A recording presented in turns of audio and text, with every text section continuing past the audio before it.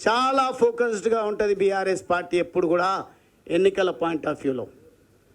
ఎన్నికల కోసం, పార్టీ పరిరక్షణ కోసం, వారి వ్యక్తిగత పరిరక్షణ కోసం సిద్ధంగా ఉంటుంది.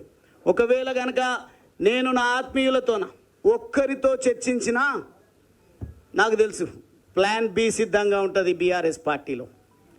ఏ రకంగా క్యారెక్టర్ అసాసినేట్ చేయాలి, ఏ రకంగా పార్టీ నుంచి పొగబెట్టి పంపించాలి, ఏ రకంగా ఒక మచ్చ వేసి ముద్ర వేసి పంపించాలని ఒక కుట్ర జరుగుతుందని మాత్రమే నేను మీకు చెప్పకుండా రావడం జరిగింది, రాజీనామా చేయడం జరిగింది.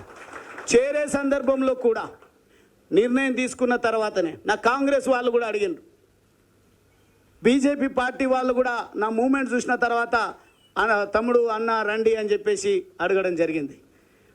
అప్పుడే నేను నిర్ణయం నా అంతటా నేను వ్యక్తిగతంగా తీసుకున్నటువంటి భావన నా నియోజకవర్గ ప్రజల్లో, నా ఉమ్మడి మహబూబ్ నగర్ జిల్లా ప్రజల్లో, అదేవిధంగా రాష్ట్ర వ్యాపితంగా నేను ఈ స్థాయికి రావడానికి ఒక్కొక్క దశలో ఒక్కొక్కరు సహకరించినటువంటి వాళ్ళు, సూచించినటువంటి వాళ్ళు, నడిపించినటువంటి వాళ్ళు అఫెండ్ అయ్యినరు, బాధపడుతున్నారు.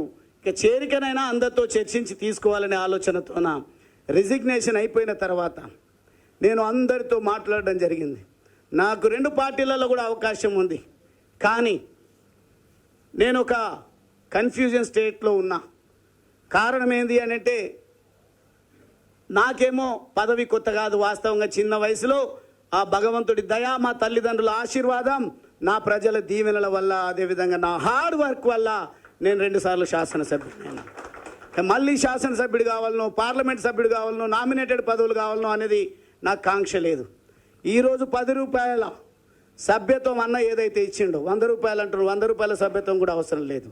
నేను ఈ కుటుంబంలో నా జర్నీని ఒక సామాన్య కార్యకర్తలాగా మొదలు పెడతా.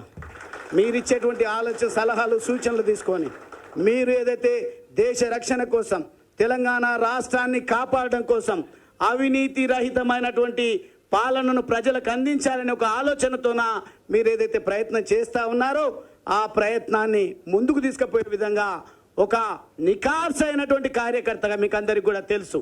20 సంవత్సరాలు, దాదాపుగా 2 దశాబ్దాల పాటుగా నేను బీఆర్ఎస్ పార్టీలో పనిచేసిన, ప్రభుత్వ విప్గా కూడా పనిచేసిన, చాలా ఇంపార్టెంట్ టాస్క్స్ ఏవి ఇచ్చినా కానీ ఒక నిబద్ధత కలిగినటువంటి కార్యకర్తగా నేను అక్కడ పనిచేసి మెప్పు పొందడం జరిగింది. అందుకే